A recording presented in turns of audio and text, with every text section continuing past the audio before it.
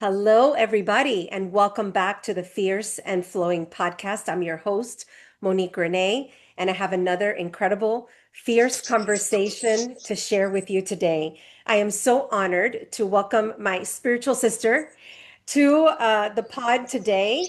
And this is Julietta Wenzel, and she is a healer, a spiritual guide, and a visionary who creates sacred, transformative spaces for people to remember their truth, reclaim their power, and rise into their purpose.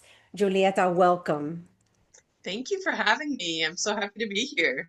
I'm thrilled. I'm thrilled that you are here. And I love these conversations, And it's funny because when I read your intro, I'm like, you could replace my name with yours. It's like we're after the same thing. We're here to like really just um, bring something to the universe, bring something to people to help them really connect with who they are, feel great in their body and their spirit, and really identify with this sacred purpose that they're here for in this lifetime. And I feel honored, as I'm sure you do, that that we were able to find it within ourselves and now bring it to the world with the work that we do. So I'm excited to share your story today with everybody. Yeah, and I love how obviously we both work very differently with the people that we work with, but it just shows that you can get to the same destination through many different paths. And so um, I love this. Yeah, yeah. And the path calls you to a different place, right? At different points in your life. And so, for a little bit of background, Julieta and I are both members of a networking group for women in Fort Lauderdale, Florida. And one of the reasons why I love it so much, and I'm sure Julieta, you feel the same, is that there's no competition, right? Right. You can both be healers. There can be many healers, many coaches in the room, but we each have our unique flavor. We each have our unique experience. And so at any given moment, we're called to work with a specific person for that reason. And I love being part of a collective where, we don't come into it with this idea of lack, and that we have to compete with each other, right? And so that's a, Yes. a beautiful sacred container. Abundance is absolutely a place to operate from. And, I laugh because I have my clients that love me and they think that everybody should love me. And I explain, like, I, I may be amazing for you, but I'm not for everyone. And Right. so we need to have those other people in our pockets that, like, someone new comes in, it's like, we're really not a good fit, but hey, I have this other person that I'm sure can help you on your journey. And Yes. even sometimes, too, like when we're on a journey, we get to the space where I need something different now to get Yeah. me to the next level. And Yeah. so this is why it's so Absolutely. important for all healers to work together and step out of that scarcity mentality, that fear mentality that there's not going to be enough clients for me, because there is so much healing work that needs to happen on this planet. And we Yes. actually need more healers to We do the work. do. We do. And I think that this conversation today is going to be so important for those of you out there who know that you want to step into your role as a healer, that you already know you're healing in some way, shape, or form, but perhaps you don't know which track to take. And that's why I wanted to start our conversation today, Julia, with diving into purpose, right? Because you and I both talk about purpose. We help our clients lean into their purpose in different ways. And I want to know how that journey was for you. Like, take us back to kind of that beginning point where maybe you had that first impulse of kind of, this is what I'm here to do, and you leaned into it, and I'm sure that from there it opened many other purpose channels for you. And it's definitely been an interesting journey.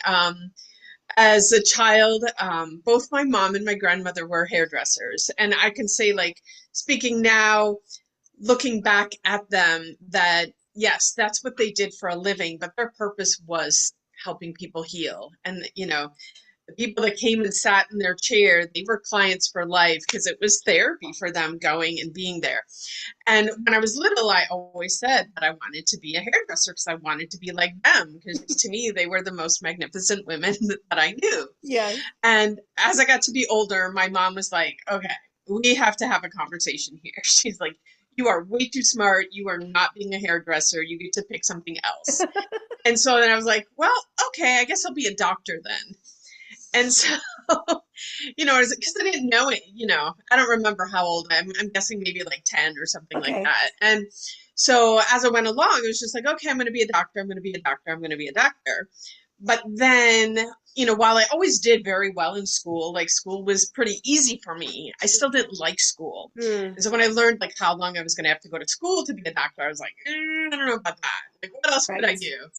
And, I grew up very fortunate to grow up in a family that we sat and had dinner together every night. Hmm. And, there were no cell phones back then, no Right. TVs in the kitchen back, so we all sat around the table, enjoyed conversation together. And one night my dad comes home and he's like, have you ever thought about being a physical therapist? And I'm like, how could I ever thought of that? Like, I didn't even know that was a thing. Like, what is that? Right. And again, that was pre-Google days. So I actually went to the public library to Yep. do a search in the card catalog to Yes. find resources to learn about physical therapy. And so as I was reading it, I was like, that sounds cool. I'll do that. At the time, like I didn't even know how difficult it was to become a physical therapist and I don't know what the stats are now, but back then when I went to school, it was harder to get into PT school than medical school just because it was a numbers game. Wow. You know, Hmm. I went to the University of Wisconsin-Madison.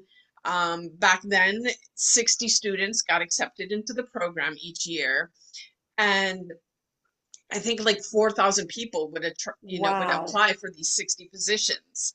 Incredible. So, getting in, like when I was in that application process, I was like planning all my other routes because, how am I going to get one of those 60 Hmm. positions? But I did. And so I became a physical therapist and graduated back in 91. And, it was an interesting route because I, started off working in a hospital, working with people, you know, they put me on the acute neural floor, which like was terrifying to me because Wow. I'm like, these are all people that are on like the brink of death. They've got like tubes coming out of every orifice in their body. I'm like, what are they doing putting me, a newbie, in this position? But the beautiful thing was I had some wonderful mentors that I worked with. One of my professors from school was also, she worked part-time, so whenever she was there, she would check in on me. And then the occupational therapist that worked with these same clients was very seasoned. And I don't know if she ever gets to hear this podcast. I'm always searching for her. I don't even know if she's still Oh, around anymore, but I've tried sending her letters and stuff. Her name was Jill, and she just taught me so much about being fearless and being mm, brave in your journey of helping people heal. right. Right. And, because they're in this, you know, horrific space in so Yeah. much fear and unknown. And it's like you get to be the brave one for them. You get to hold that space of bravery. And it wasn't like she spoke to me in that way. It wasn't spiritual back then. It was just like, Right. you got to bring it. You got to bring your A game for these people because they're depending on you. And Gosh, and so like she I was said, it talking was about energy all along. Like now we can put words to it. yes, like it wasn't, and even back then when I was so new, like people would ask for me to be their therapist. And I Mm, mean, I was a new grad and I worked with people that had 10, 15, even a couple of our therapists had 25 years experience, which I laughed because now I have way more than that. But I was like, why are these patients requesting me when they have, all these other therapists to choose from? And looking back, it's like I now understand that they were picking up on my energy. And yeah. that was so much more important than anything I had learned in school, any, physical skill that I Yes. had. And it took me, I'm kind of embarrassed to say, it took me like 6 years to actually figure out that it was energy that was Yeah. making the difference in what I was doing compared to what other therapists out there were doing. And Incredible. once I figured that out, then I was like deep diving Mm. into all things energy. On a physical standpoint, it's, myofascial release, cranial sacral therapy. Back then, like nobody knew what those things were. They were really like new out there. And so, I was very fortunate to kind of jump into those spaces, Right. kind of as an early adapter there. Yeah.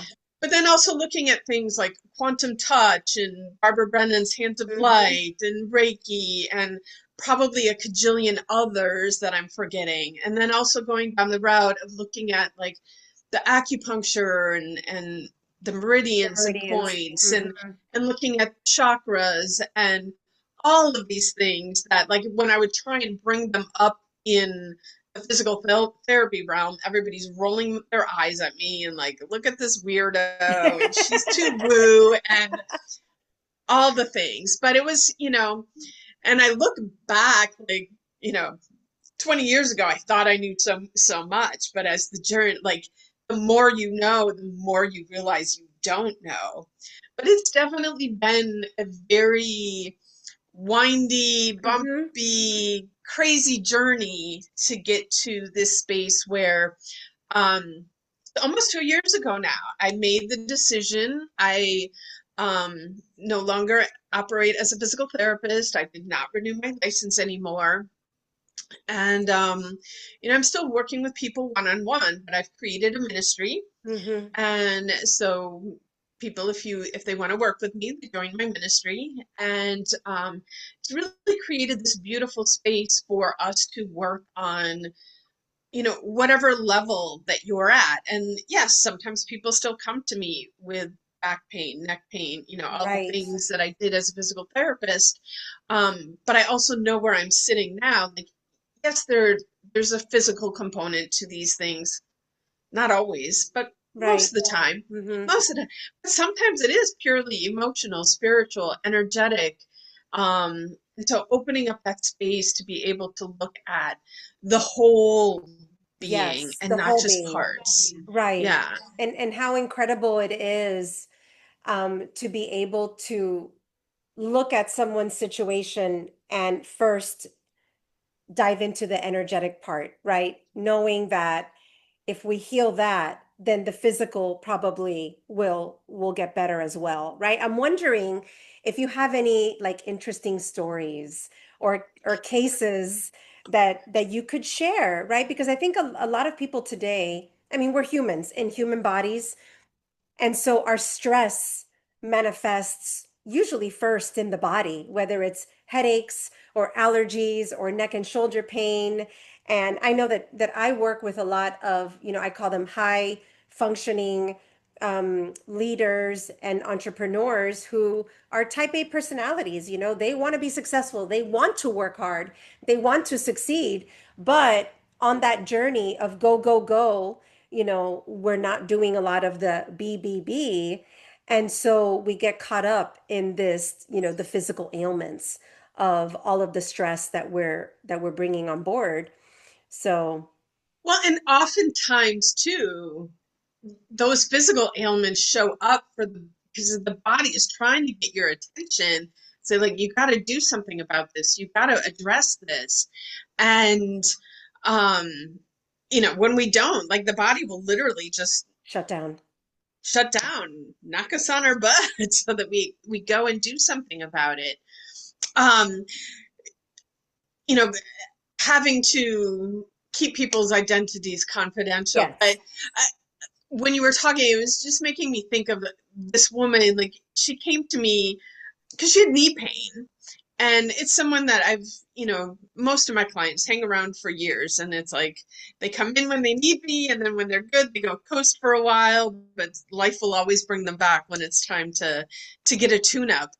But it was so funny because, here she had this physical pain in her body. Yeah. And um and I don't remember now like if there were physical corrections that we made to the body, but the one thing that I thought was so funny was, because I also work with the acupuncture meridians, and I ended up having to treat this point that I had I don't think I'd ever treated on anybody before. Hmm. Um, and so I was like, let me look up this point and just see a little bit more about it because I'm curious because there's hundreds, Yes. thousands of points if you get into like the Ashi points and all the other stuff.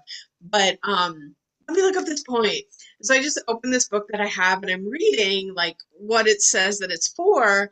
And one of the things it says is dry eye. Hmm. And she says to me, "Did you just say dry eye?" And I'm like, "That's what it says here." She's like, "That's so weird." She's like, "I didn't tell you about it, but since all of this has been going on, like my eyes have been so dry." Wow. And I'm like, Incredible. "That's just nuts." But then the other thing that came up while we were working was her father had recently passed away. Mm, And the struggle that she was having was with her mom. wow. Like she had always been closer to her dad, and her brother had always been closer to her mom. And now that her dad was gone, like like she didn't have a bad relationship with her mom. It was just she was more, she was daddy's girl, and her brother Right. was mama's boy. And but she wanted to you know, deepen her relationship with her mom. She wanted to be there for her mom as she was going through the grief of losing her husband and was really struggling. And we, you know, pulled away some of the emotional stuff that, was connected to the knee that she came into, but, it was connected to what was going on. And she texted me, a few days later, she's like, I cannot believe how much my relationship with my mom has shifted.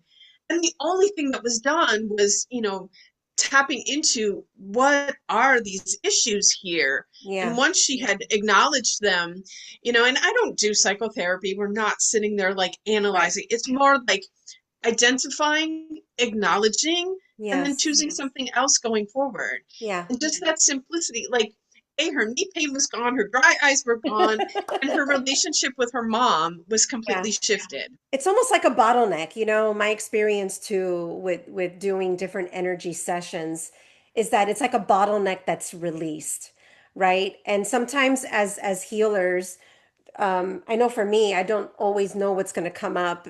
We all receive messages in different ways. Sometimes for me, when I'm working with someone, I'll feel a pain in my body and ask them what that may mean for them. And sometimes it's spot on. Other times I'll see something, I'll see a vision or I'll hear something. I'll give you an example. We were doing, it's kind of like Reiki, but it's a mixture of different things. And as I was doing the healing, I got a picture of a bowling ball. And I'm like, what the hell is this? So after the session was over, I was asking her, while I was on this area of your body, I saw a bowling ball. And she said, oh my gosh. She's like, okay, that's weird. One of my best friends who was one of my bridesmaids or maybe maid of honor, we've been so close all of our life, but recently, we're not talking. And because she got into a new relationship with someone and I shared with her how I felt, maybe there was something off or it may not be good for her. And because of that, she's not speaking to me, but they moved and opened a bowling alley. And she's been on my mind and it's been really weighing heavily on me, right? So that session was a means of at least just helping her recognize that she's holding energy in her body around that, right? And that how can she release it? And some of that was released in the session. But I'm part of what I wanted to bring out of this conversation today, because I know that you have come into your gifts, right? And I'm wondering how you came into certain gifts, how you use them, and where do they come from, right? Are they ancestral? Like, how did that show up for you? And what are those gifts that you feel that you're using today and bringing into these, different healing sessions that you have?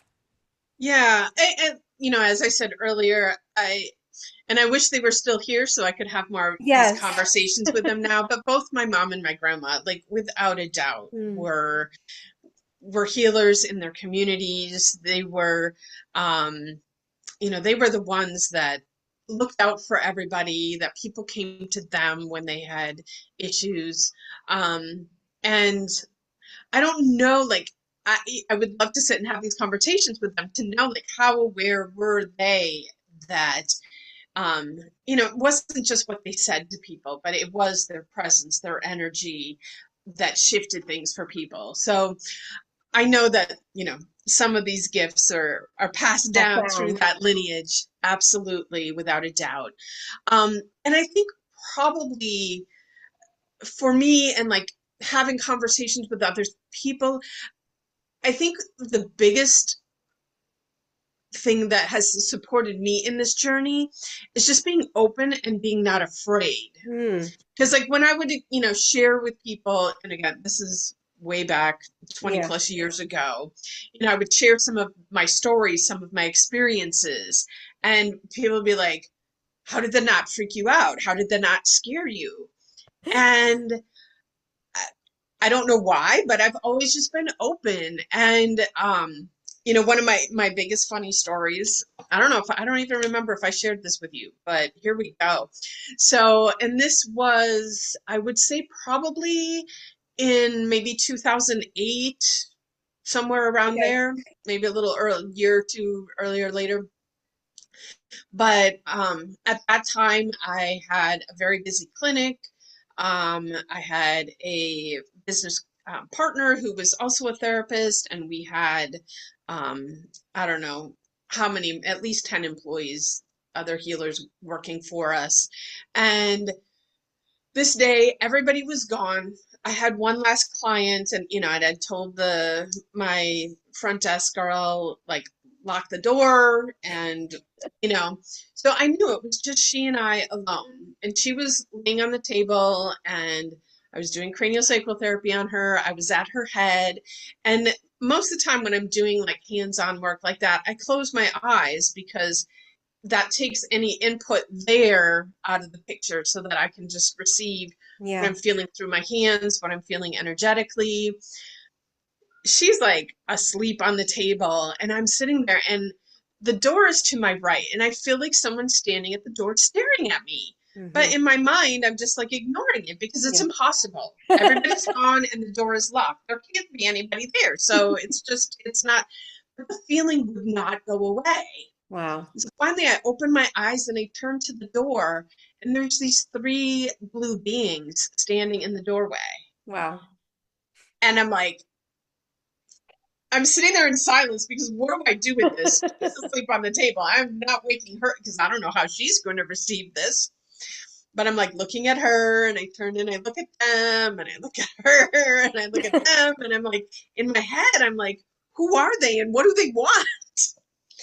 And finally, I just felt like this total peace come Hmm. over me. And I just really, I'm like, oh, they're just checking in on me and letting me know that they're here Yeah. and everything's okay. And Wow. then as soon as I just like that calm came over me, I turned and looked and they were gone. Wow. How beautiful. And so then, and I don't remember what year did the movie Avatar come out, Right. but I'm sitting there in the movie going, I need to talk to James Cameron. James Cameron, if you're listening, I would love to connect with you. But I was just like, he has seen the blue beings too. Sure. There's no way he hasn't. He has to have seen the blue And there's beings. actually a lot of people that have seen the blue beings, right? And now being in with Pluto and Aquarius, the Aquarius age, we keep hearing from a lot of these psychics and channelers and that they're coming back. The blue beings are coming. And so wow, love this. Love this. Yeah. So now, they are always in connection with me Right. now. I've done a few channeling events with them because they pushed me. They're like, you need to do a channeling event. And I was hugely resistant to that. And I said, like, and I love channeled information. Yeah. Everybody's watching Bashar these days. Like, I Yeah. love him. I think that's great.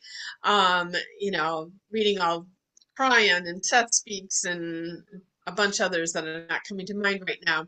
Like, I love that stuff, but I was like, I am not letting you take over my body and speak through me. And so Right. finally I got to an agreement with them. I said, look, I will happily deliver whatever message you want me to deliver, but you get to give the message to me, and then I will express it. If I get Right. anything wrong, poke me. I will adjust the message to whatever you want. Um, but but yeah, they have been in communication with me ever since, and Wow. And Julieta, do they have like like an important message that they are channeling through you? Like, is there a specific theme or does it shift? well, one thing I will share with you, because and they have so many messages that they deliver, but because we're speaking on purpose, and it is something that comes up a lot Yeah. in my work and my conversations with people, and people are always like, "Oh, you're so lucky, you know what your purpose is, and you're living out your purpose." And so I had a conversation with them about this because, why do people struggle with their purpose? And how does someone find their purpose? And their Yeah. message to me was that we all have the same purpose, Mm. and that purpose is to serve. Mm. And I said, okay, and what does it mean to serve?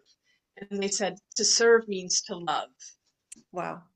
And then the next message was, and you serve yourself Mm. and then others. So Wow. you love yourself and then others. Yeah. And so, a lot of times I think when people think that their purpose has to be their occupation, what they do Right. for a living. And maybe it is, and maybe it's not. I think what's more important about what you're doing for a living, that you can find some joy in it. And sometimes that's even just about connecting with, in whatever it is that you're doing for your occupation, finding service in that. Absolutely. Yeah. And it could be whatever. Like, you could be cleaning toilets. I always Yeah. think, like, I love the person that cleans toilets, because I like have this ew about public restrooms. I avoid them at all costs. But there's times when you need them, and if I come in and find a clean one, I just want to find the person that cleaned that and Yes. just And thank thank them. them. Like, do you know how important you Yeah. were in my life today? It's a really important conversation too, because you're right. I think that I oftentimes find myself with a client in front of me who's super successful, has achieved so many levels of success, had all these goals and checked them off, and now they're living that supposed life that they wanted to build, and yet they feel empty. They don't feel like they're on purpose. And I was at that place at a moment in my life. I would say 2008. You said 2008. That was kind of like the critical moment when I started to make shifts in my life to align more towards what felt like my purpose, right? And looking back now, I can retrieve all the wisdom from it, because I use it in the coaching that I do with women.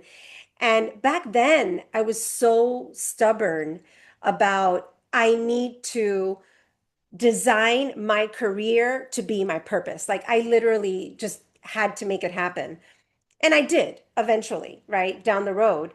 Um, but looking back now and knowing how many years I was unhappy, how many years so many people sit in a job or whatever, a project, and are unhappy and are looking for happiness outside of it. All the wisdom that I learned from that journey, I can bring to it now and say, let's find the happiness with who you are and where you are right now. It doesn't mean that you don't, go down that journey of finding that deeper purpose, of doing that thing that brings you more joy, of doing the thing of service, of love, right? But you can be on purpose now. You can, and let's work on that, right? And I tried my best to do that for myself back then. And there were, you know, things in the career that I had that lit me up. Maybe not 100% of the time, but I had to focus on that, right? And how could I increase that percentage of time in my job doing the things that made me happy, or doing the things where I could be of service for others while I created that ideal career, right?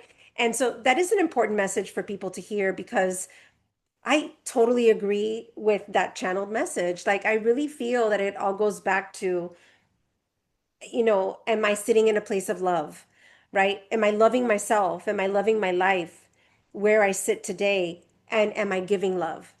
And the way that I give love, is it unique to me? And does it make others happy? And if it does, by golly, we're on purpose. There's not much more to look at. So thank you for sharing that. I love that story. And we're gonna thank your blue people, like, just thanking the blue people. Um, so now today you do so many things. And I love it because again, I'm like the same thing. Like I have like a list of services that I could provide again, that's how I serve, that's how I tap into my joy is, what's going to work for you, let's do it, right? But through your ministry, it seems like today you're focusing a lot on ceremony, right? And I know that I guess a part of your fierce journey has led to today and what's showing up in your life and in the work that you're putting out there. Can you talk a little bit about ceremony? And let's bring in the sweat lodge. Let's talk about that because I think it's just so beautiful what life is bringing you right now. Yeah. And this also comes from, you know, Yeah. I call them the blue ones. They haven't really given me a name, so I just call them the blue ones. They're Okay. fine with that, so that's what. But um, over the course of my, since they showed up, the messages have been guiding me like which way to go.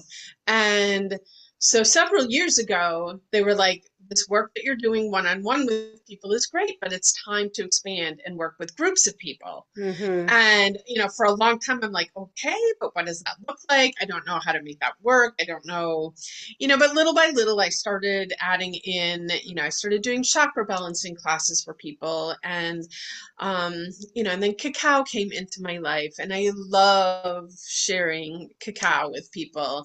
And, part of this too is just being open to what shows up and like Yeah. tuning in, like, okay, this is showing up. Is this supposed to be part of what I'm offering here? So a little over a year ago, actually probably getting close to 2 years ago now, some friends of mine were like, we're looking for some land where we can put a sweat lodge. And if you know anybody, and I'm like, well, if you want to put it in my backyard, I'm okay with that. So they're like, I live in downtown Fort Lauderdale. They're like, you have a yard big enough for a sweat lodge? And I'm like, well, I don't know for sure, but if you want to come check it out. So they came over and they were like, wow, you do have a big backyard. And they're like, well, let's looks good to us, but let's bring chief over to check it out. So the chief who runs the ceremonies comes over and he's like, this is perfect. I love it. Yes, the sweat lodge is going to go here. The altar is going to go here. The fire is going to go here. And so next thing you know, I have the sweat lodge in my backyard. Wow. And, pretty much as soon as we start these, Chief is like, I want you to learn to pour water. That's what leading a sweat lodge ceremony, they call it pouring water. I want you to pour water. And there's me, white girl, purple hair, like, I, I don't know that the world wants me to pour water. Like, this seems like out of my lineage, out of my Right. so I just, kept politely declining. Like, I'm so happy to have this here. I'm happy to have these healing prayers happening in my yard, blessing my land. It's like, this land is sacred land now. And I'm like, well, I pretty much kind of feel like all of Earth is sacred land. But I get Yeah. what you're saying. Like, this Yeah. makes it a Beautiful. little bit extra sacred. So beautiful. Um, but I don't even remember exactly when this was. But at some point, I was in a meditation, and both we can say it may have been plant medicine assisted Okay. meditation, Yeah. Mm-hmm. but I very strongly got the message that yes, it was time for me to step into my role as medicine woman. They're like, you've been a medicine in many lifetimes before, and it's time to bring this into your space. Like, this sweat lodge didn't just show up in your backyard for no reason. Right. And the chief says that, you should be pouring water, then you should be pouring water. And so, so after that journey, I met with him and I said, you know, okay, I I accept.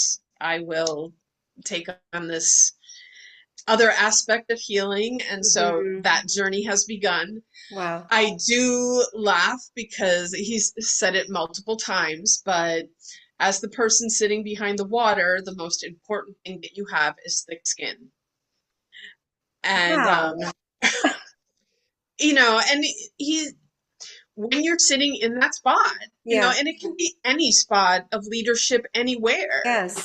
People are going to criticize. People are going to, you're not doing this right. You're not doing this good enough. You're not, and then especially me, because one of the things I love so much about our community here is it's open to everybody. Yeah. And so we do have people that are from indigenous backgrounds. They've been working these ways their entire life, or sometimes not their whole life, but they've found their way back to them. Right.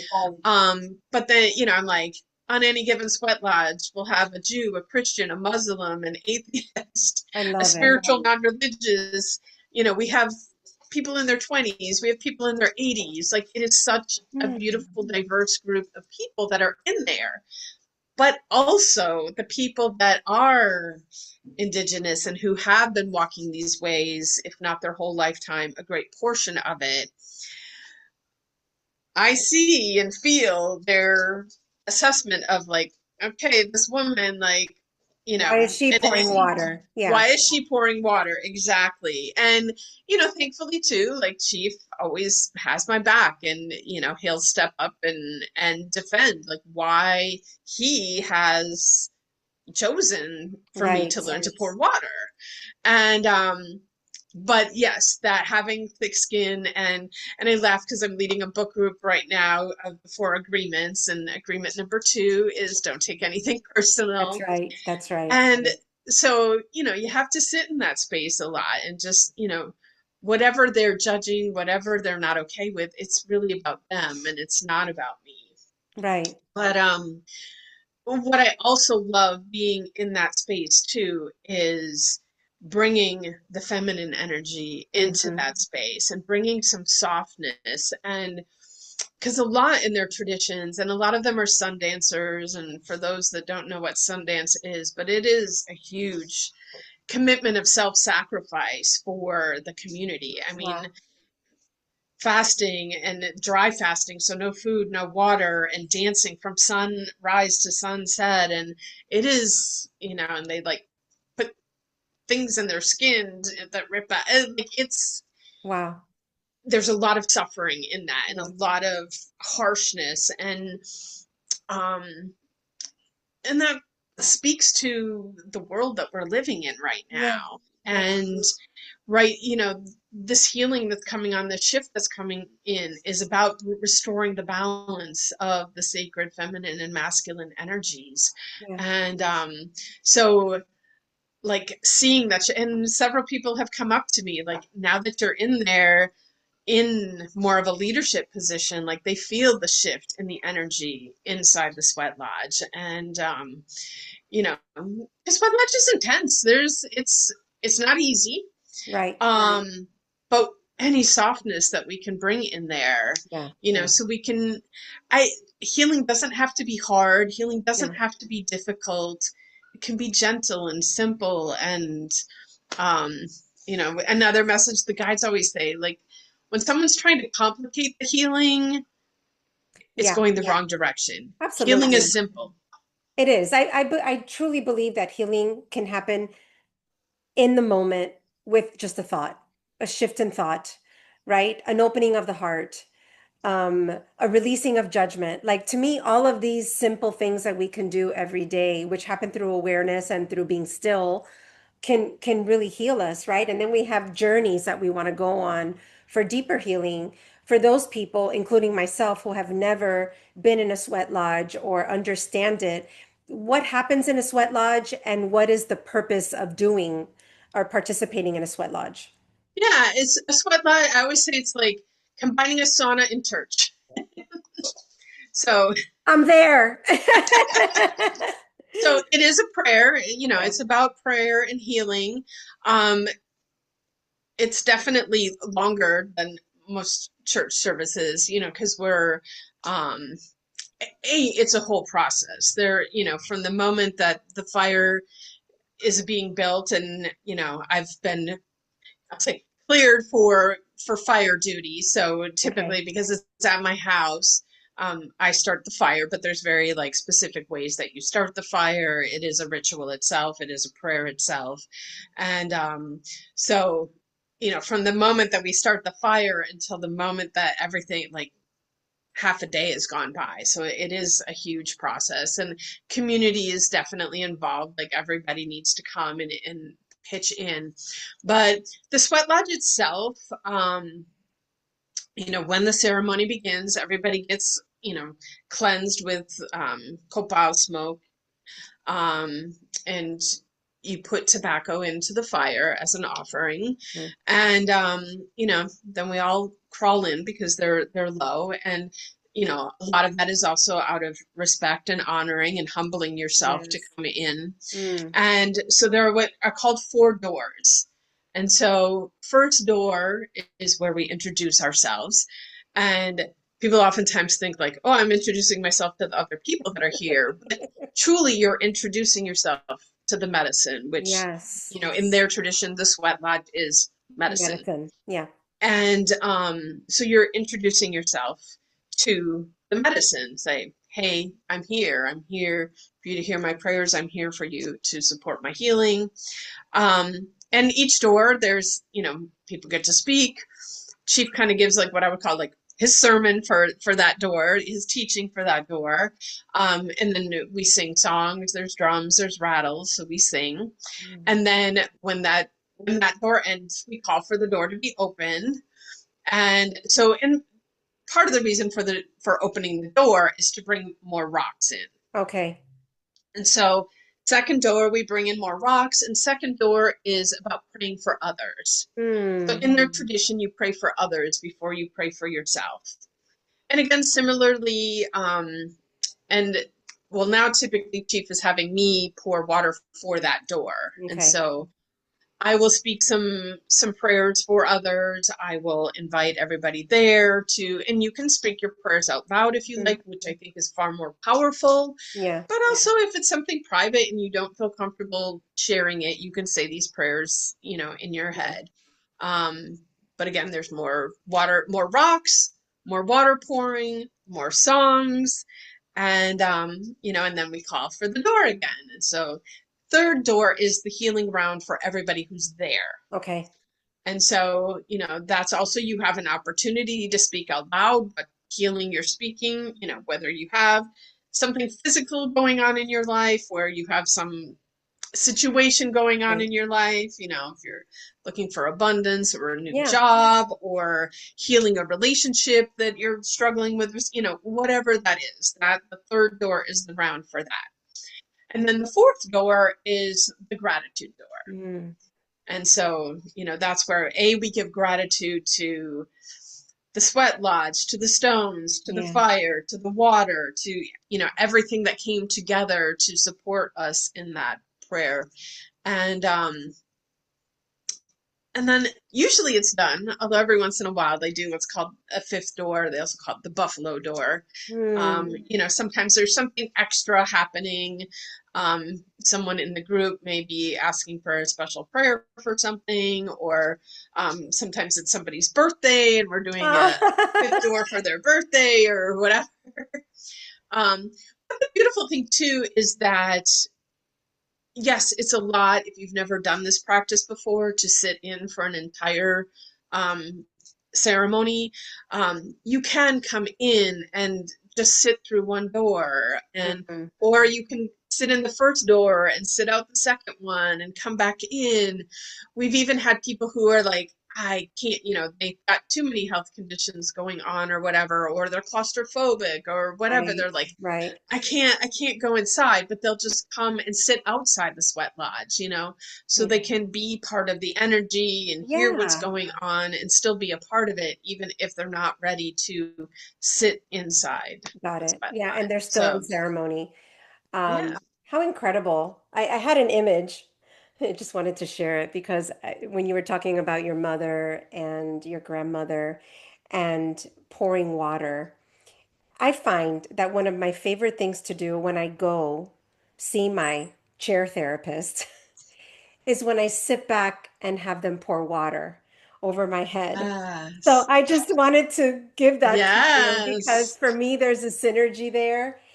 And I just thought Yes. it was so beautiful. And it's funny that we're having this conversation today because in astrology, there are special days for us in our own natal chart. And today is my Heritage Day. It's actually the day where the sun is crossing over what we call the nadir, which is the point where we begin the house of home and of mother and of ancestry. So it happens to be a very special day to honor your mother, your grandmother, your ancestors. And so I just love that that's today. And we're Yeah. talking so much about all of that.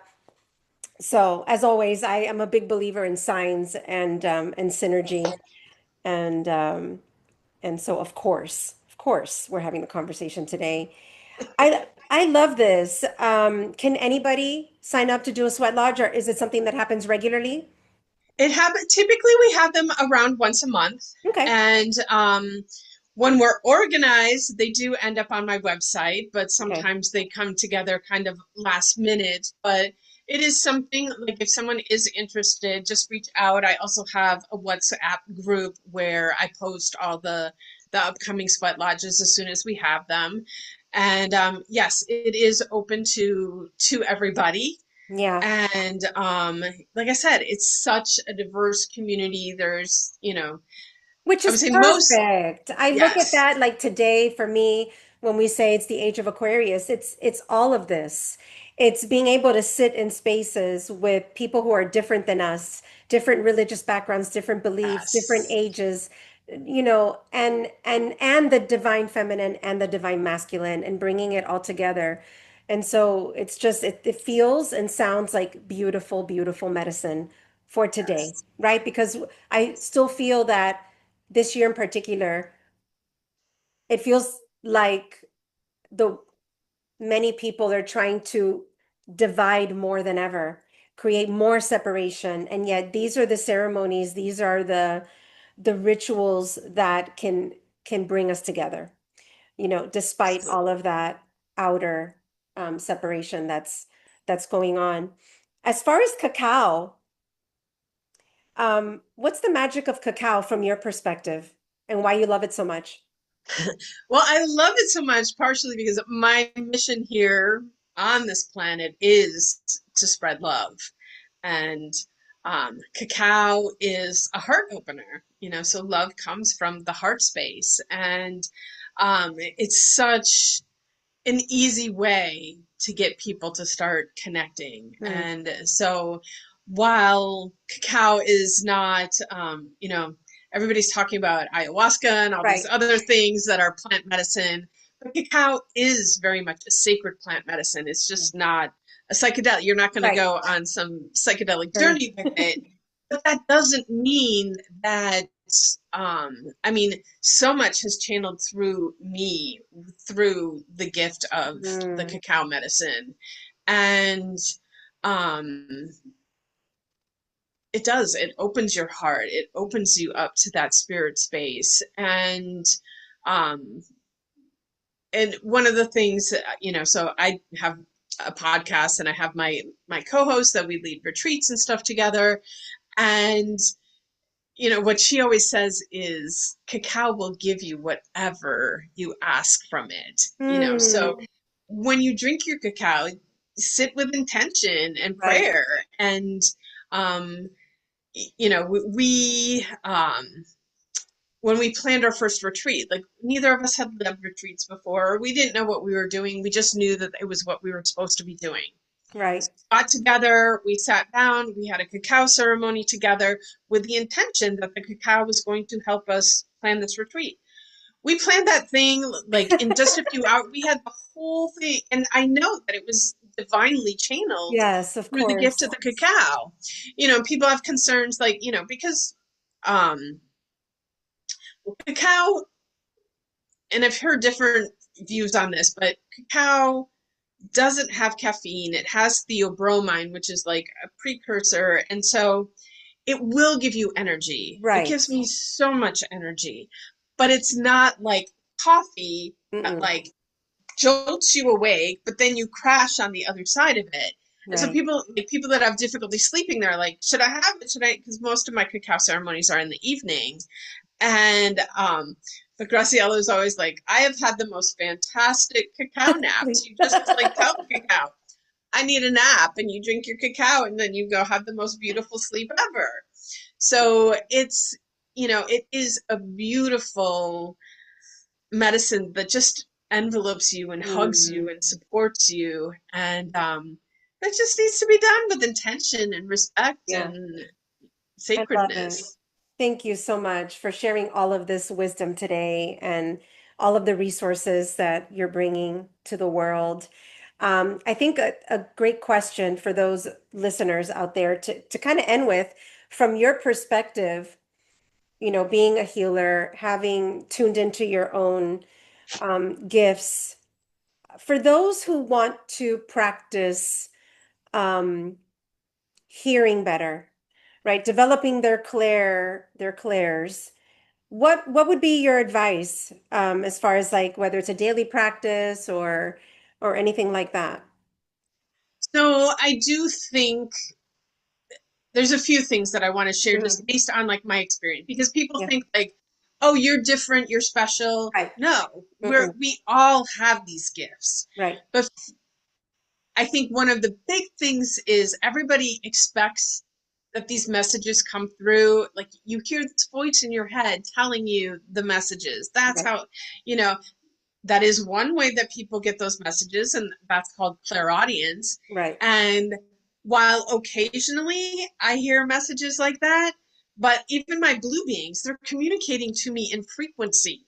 And Hmm. then I have to take that frequency and translate it into language. And it's an interesting little like back and forth that we have, because they give me the message, I translate it, and either I get like the affirmative, like you got it right, but sometimes I get the you got it wrong. Buzz. So then I have to sit back and like get back into the frequency, and you know um